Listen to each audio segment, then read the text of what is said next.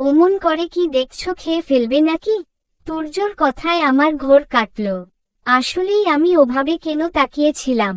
1 minute, স্বামীটা তো আমার পুরো অধিকার আছে তাকিয়ে থাকার। প্রয়োজন পড়লে খেয়ে ফেলব। এত হ্যান্ডসাম জামাই কারো থাকে বুঝি? আমার আছে, তাহলে কি আমি দেখব না? দেখার জন্য সারা জীবন পড়ে আছে। এখন একটু তৈরি হয়ে নাও, মেহমান এসে পড়বে। যাব, তার আগে আমাকে একটা কিস করেন। হির, কি? তুমি না অনেক দুষ্টু হয়ে গেছো। এভাবে তো আগে বলতে না। আমি আগেও এমনি ছিলাম, মাঝে একটু চেঞ্জ হয়েছিলাম শুধু। ওয়াশরুমে যাচ্ছি, তুর্য পিছন থেকে হাত টেনে ধরলেন। কি বললে? আগে ছিলে, মাঝে চেঞ্জ হয়েছ মানে? আমি তো তুর্য বলতেই ভুলে গেছি, আমার সব মনে পড়ে গেছে। কিন্তু এভাবে বলবো না, একটু স্পেশাল ভাবে বলবো। সেই কিছু না, হাতটা ছাড়েন, নয়তো এখন রোম্যান্স শুরু করতে হবে বলে দিলাম। তুর্য চট করে আমার হাতটা ছেড়ে দিলেন। আর আমিও হাসতে হাসতে ওয়াশরুমে চলে গেলাম। ফ্রেশ হয়ে একটা লাল শাড়ি পরেছি, সাথে মোটা করে কাজল আর হালকা লিপস্টিক পরেছি। এখন লাগছে আমাকে বউ বউ। আমি নিশ্চিত আজ তুর্য আমাকে দেখলে তার মুখে মাছি থুড়ি মশা ঢুকে যাবে, হি হি হি। রায়ানের বাবা মার সামনে বসে আছে তাফসি। মনে মনে সে লুঙ্গি ডান্স দিচ্ছে, কিন্তু বাইরে বেশ একটা ইনোসেন্ট লুক নিয়ে বসে আছে। যেহেতু রায়ান ভাই আর তাফসি একে অপরকে আগে থেকেই পছন্দ করে, তাই তাদের আর একা কথা বলতে দেওয়া হলো না। যদিও এতে তাফসির অনেক আফসোস হচ্ছে। মামা আর আব্বু বিয়ে নিয়ে কথা বলছেন, আর এদিকে তুর্য বারবার আর চোখে আমার দিকে তাকাচ্ছেন। তার এভাবে তাকিয়ে থাকা আমায় বেশ অস্বস্তিতে ফেলছে। কিছুক্ষণ পরপর আবার চোখও মারছে। উফ, এই লোকটা আমাকে শান্তি দেবে না। তুর্যর দিকে তাকিয়ে তাকিয়ে জুস সার্ভ করছিলাম। হঠাৎ তুর্য চোখ মারায় হাতের জুসটা রায়ান ভাইয়ার উপরে পড়ে গেল। ইস, বেচারা মেয়ে দেখতে এসেছে আর তার এই অবস্থা। সবাই আমার দিকে ভয়ঙ্কর দৃষ্টিতে তাকিয়ে আছে। মনে হচ্ছে এরা না জানি কত বছর যাবৎ কিছু খায় না, তাই সবাই মিলে আজকে আমাকে কাঁচাই চিবিয়ে খাবে। আর তুর্য আমার দিকে তাকিয়ে মুচকি হাসছে। তাফসি রায়ানকে ওয়াশরুমে নিয়ে গেল। রায়ান ফ্রেশ হয়ে বের হতেই তাফসি রায়ানকে জড়িয়ে ধরল। কি মিস্টার জামাই, বলেছিলাম না আমি আপনার বউ হব? দেখলেন তো, হয়ে যাচ্ছি। হ্যাঁ, তোমার মতো একটা সাইকোর মায়াতে পড়ে যাব সেটা স্বপ্নেও ভাবিনি। কি বললে? আমি সাইকো? তবে রে দাঁড়াও, দেখাচ্ছি তোমাকে সাইকো কাকে বলে। আরে হো, কি করছো? কোথায় টেনে নিয়ে যাচ্ছ? তাফসি রায়ানকে ওয়াশরুমে টেনে নিয়ে দরজা ভিতর থেকে লক করে দিয়ে রায়ানের ঠোঁটে ঠোঁট ডুবিয়ে দিল।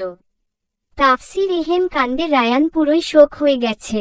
রায়ান তাফসিকে সরাতে যাচ্ছে, তাফসি আরো শক্ত করে রায়ানকে আঁকড়ে ধরছে। বারবার চেষ্টা করেও তাফসিকে সরাতে না পেরে রায়ান হাল ছেড়ে দিল। বেশ কিছুক্ষণ এভাবে থাকার পর তাফসি নিজেই রায়ানকে ছেড়ে দিল। এবার বলো সাইকো। রায়ান ফ্রিজ হয়ে দাঁড়িয়ে আছে। এবার তাফসির লজ্জা লাগছে। গালে দুই একটা চুমু দেওয়া তবুও চলে, কিন্তু এভাবে হুট করে লিপ কিস করে ফেলল সে। লজ্জায় তাফসির মুখ পুরো লাল হয়ে গেছে। তাফসি ওয়াশরুম থেকে বেরিয়ে সবার সামনে গিয়ে বসল। রায়ান এখনো ফিরে না আসাতে তুর্য রায়ানকে ডেকে আনতে গিয়ে দেখে রায়ান এখনো ওয়াশরুমের ভিতরে দাঁড়িয়ে আছে। তুর্যর ডাকে রায়ান হুঁশ ফিরে পায়। কোনোরকম নিজেকে সামলে সে বেরিয়ে আসে। রায়ানের দিকে তাকাতেই তুর্যর চোখ বড় বড় হয়ে যায়।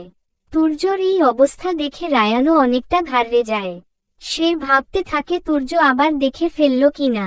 কিন্তু এরপর তুর্য যা বলল তাতে রায়ানের মনে হচ্ছে এখন যদি মাটি ভাগ হয়ে তাকে ভিতরে নিয়ে নিত তাহলে লজ্জা কিছুটা হলেও কমতো। রায়ান, এই নাও রুমাল, ঠোঁটের লিপস্টিকটা মুছে নাও। বাইরে আমার আর তোমার বাবাও বসে আছে। রায়ান আর কি বলবে, রুমাল টানিয়ে লিপস্টিক পরিষ্কার করছে আর লজ্জায় লাল হচ্ছে। আর তুর্য মুখ টিপে টিপে হাসছে।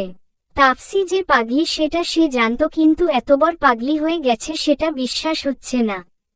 দুই পরিবার মিলে রায়ান আর তাফসির বিয়ের তারিখ পাকা করে ফেলল। 1 মাস পর তুর্য পুরোপুরি সুস্থ হলেই ধুমধাম করে বিয়ে পড়ানো হবে। সবাই মিষ্টিমুখ করে নিল। একটা 5 স্টার হোটেলের টেরেসে দাঁড়িয়ে আছে কিয়ারা। আননোন নাম্বার থেকে তাকে কেউ একজন কল করে জরুরি ভিত্তিতে এখানে ডাকিয়েছে। কিন্তু কোথাও কেউ নেই। ট্যারেসের ডেকোরেশন দেখে মনে হচ্ছে এখানে কোনো পার্টি আছে। খুবই সুন্দর ডেকোরেশন। সব থেকে বেশি নজর কাড়ছে হোয়াইট লিলিগুলো। কিয়ারার ফেভারেট ফুল এগুলো। কিন্তু ডেকোরেশনটা নজর কাড়া হলেও তার মনে শান্তি নেই। রুহানের করা ব্রেকআপ সে মেনে নিতে পারছে না। তার জীবনের প্রথম ভালোবাসা রুহান। এই রুহানকে সে তার কিছু উজাড় করে দিয়েছিল। সেই রুহানের কাছ থেকে এত বড় প্রতারণা মেনে নিতে তার ভীষণ কষ্ট হচ্ছে। বেশ কিছুক্ষণ হয়ে গেছে কিয়ারা দাঁড়িয়ে আছে, কিন্তু কেউ না আসাতে সে প্র্যাঙ্ক কল ভেবে চলে আসতে নিলেই কেউ একজন তার হাত টেনে ধরে। পিছন দিকে ঘুরতেই কিয়ারা দেখতে পায় রুহান হাঁটুতে ভর দিয়ে বসে আছে ফিল্মি স্টাইলে। কিয়ারা রুহানকে এভাবে দেখে অবাক হয়। জানি না তোমার ক্ষমা পাওয়ার যোগ্য কিনা, তবুও বলবো সম্ভব হলে আমাকে ক্ষমা করে দাও কিয়া। আমি তোমার সাথে অনেক অন্যায় করেছি, অনেক অবহেলা করেছি তোমাকে, কিন্তু বিশ্বাস করো এইসব কিছুর মাঝে আমি তোমাকে ভালোবাসি। আমি প্রতিশোধের নেশায় অন্ধ হয়ে গিয়েছিলাম। কোনটা সঠিক কোনটা ভুল কিছুই বুঝতে পারিনি। কিন্তু বিশ্বাস করো কিয়া, এখন আমি আমার ভুল বুঝতে পেরেছি। এখন আমি আমার জীবনে তোমার গুরুত্ব বুঝতে পেরেছি। প্লিজ আমাকে ক্ষমা করে দিয়ে আমার কাছে ফিরে আসো। ক্ষমা না করতে পারলে আমাকে শাস্তি দাও, তবুও আমার জীবনে ফিরে আসো কিয়া। আই নিড ইউ কিয়া। কিয়ারা ছুটে এসে রুহানের বুকে আছড়ে পড়ে কান্না শুরু করে দিল। রুহানও পরম আবেশে তার কিয়াকে বুকে জড়িয়ে নিল। ভুল বোঝাবুঝির জন্য প্রথমেই সম্পর্ক শেষ না করে ভুল বোঝাবুঝি শেষ করার চেষ্টা করা উচিত। রুহান আর কিয়ারার সম্পর্কটা বাসায় সবাই মেনে নিয়েছে। সবাই ঠিক করেছে তাফসি আর রায়ান ভাইয়ার বিয়ের দিনই কিয়ারা আর রুহান ভাইয়ার বিয়ে হবে। খুব মজা হবে, ওদের একসাথে বিয়ে হবে।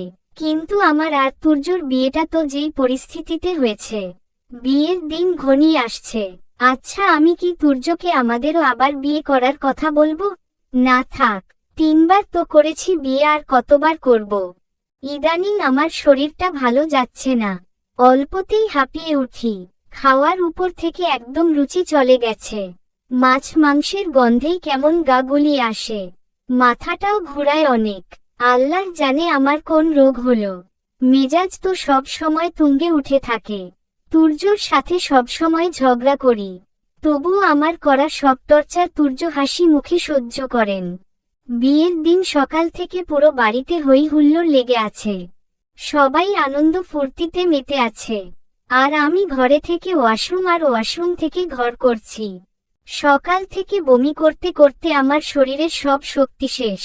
এদিকে বরযাত্রীরা আসার সময় হয়ে গেছে। পার্লারের লোকজন তাফসি আর কিয়ারাকে সাজিয়ে দিয়ে গেছে, আর আমি এখনো শাড়িটাই পরতে পারিনি।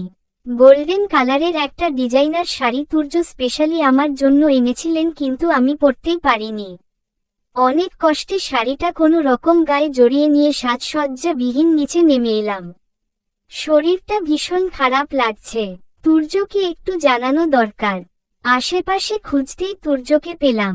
তুর্যর সামনে গিয়ে কিছু বলার আগেই মাথা ঘুরে নিচে পড়ে গেলাম। জ্ঞান ফিরতেই নিজেকে হসপিটালে পেলাম। তুর্য আমার মাথার কাছে বসে আমার মাথায় হাত বুলিয়ে দিচ্ছেন। আশেপাশে আর কেউ নেই, হয়তো বাসায় বিয়ে, তাই আর কাউকে জানায়নি তুর্য। কিন্তু তুর্যর চোখ দুটো টলমল করছে। তুর্য কি কাঁদছেন? আমার কি বড় কোনো রোগ হয়েছে? তুর্যকে জিজ্ঞেস করলে তুর্য আমাকে জড়িয়ে ধরে কান্না করে দিলেন। তুর্যর কান্নার কারণ আমি জানি না, কিন্তু আমারও কান্না পাচ্ছে তুর্যর কান্না দেখে। হির, আজকে আমি অনেক খুশি, অনেক খুশি হির, অনেক খুশি। তুমি আমাকে এই খুশিটা উপহার দিয়েছ। তুর্যর কথা আমি বুঝতে পারছি না। সে যদি খুশিই হয় তাহলে এত কান্না করছেন কেন? I love you here, I love you. আজ তুমি আমাকে পৃথিবীর সবচেয়ে বড় সুখ দিয়েছ, বাবা হওয়ার সুখ। তুর্যর কথা শুনে আমার এই মুহূর্তে ঠিক কিভাবে রিয়েক্ট করা উচিত আমি বুঝতে পারছি না। তুমি মা হতে চলেছ কলিজা, আমি বাবা হতে চলেছি। আমাদের একটা ছোট্ট সোনামনি আসতে চলেছে। আমি মা হব। হ্যাঁ কলিজা, তুমি মা হবে, আমি বাবা। আম্মু আব্বু হবে, দাদা দাদু, তাফসি ফুপি আম্মু, রায়ান ফুপা, রিসান রুহান চাচ্চু হবে, আমি বাবা হব।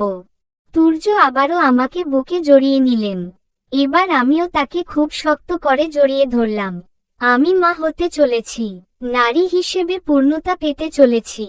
একটা গোলুমলু আমাকে আম্মুনি আম্মুনি বলে ডাকবে। তুর্যকে বাবাই বলে বলে বাড়িঘর মাথায় করে রাখবে। তুর্য আমাকে বাসায় নিয়ে এলেন। হসপিটাল থেকে আমাকে কোলে নিয়ে আছেন। একবারের জন্যও নামায়নি। বাসায় আসতেই হাটে হাড়ি ভেঙে দিলেন। সবাই কত খুশি আমার প্রেগন্যান্সির খবর শুনে।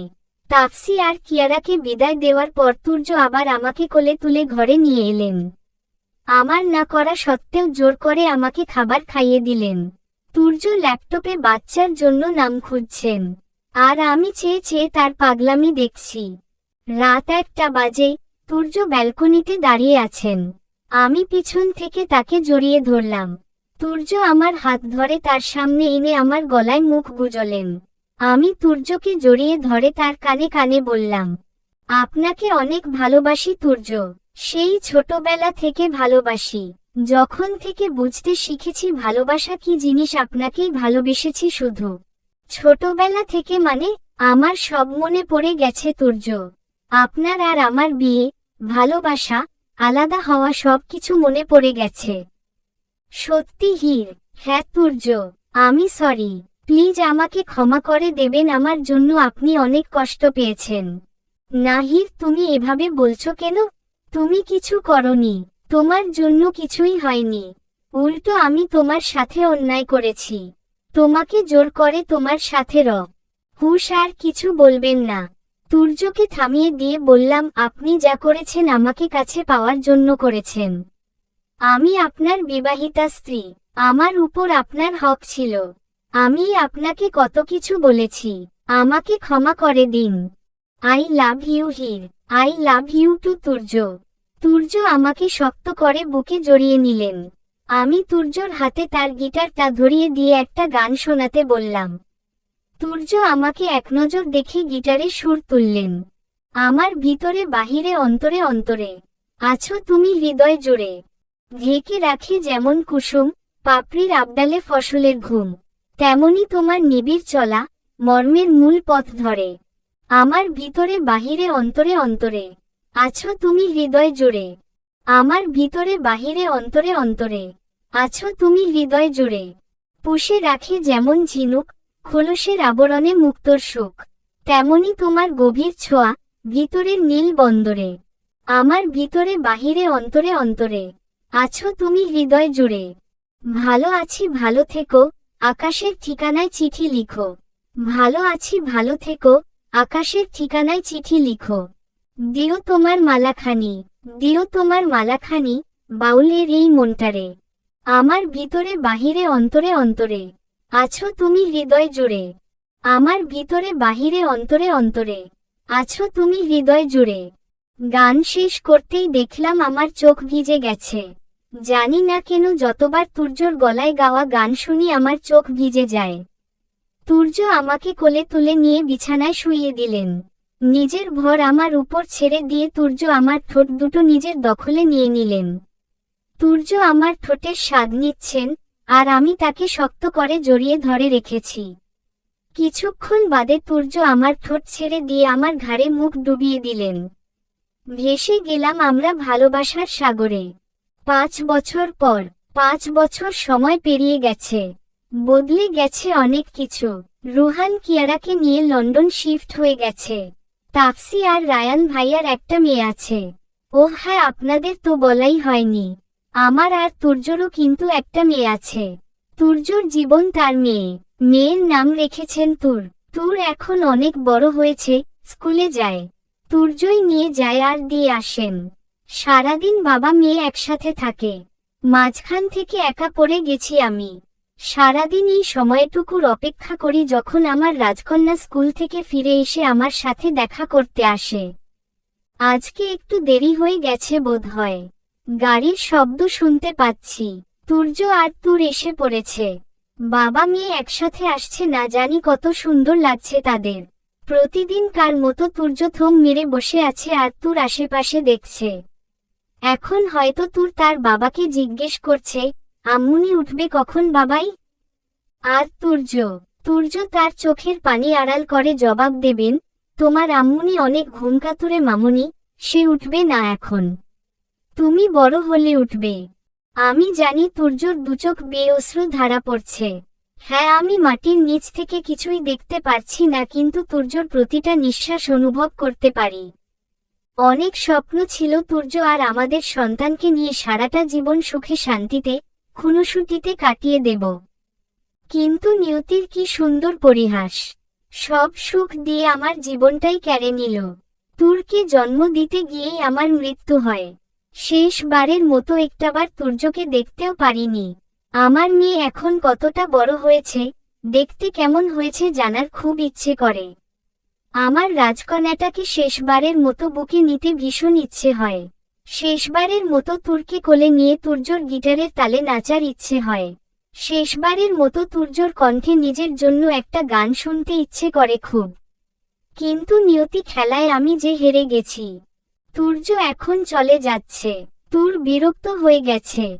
জানি তুর্য গাড়ির কাছে গিয়ে একদৃষ্টিতে বেশ কিছুক্ষণ আমার দিকে তাকিয়ে থাকবেন। তার এই দৃষ্টির মানে আমি বুঝি। তার দৃষ্টিতে আমার প্রতি অনেক অভিমান জমে আছে। তাকে একা ফেলে চলে আসার অভিমান। যেই আমিটার জন্য তুর্য এত লড়াই করেছেন, সেই আমি স্বার্থপরের মতো আমার ভালোবাসাকে একা ফেলে চলে এসেছি। ভালো থেকো প্রিয়, তোমাকে অনেক ভালোবাসি। তুমিই আমার, তাকে অনেক ভালোবাসি। যে মানুষটি সারা জীবন পাশে থাকবে বলে কথা দেয়, সেই মানুষটিই কিন্তু সবার আগে জীবন থেকে সরে যায়। হুমায়ুন আহমেদ। সমাপ্তি।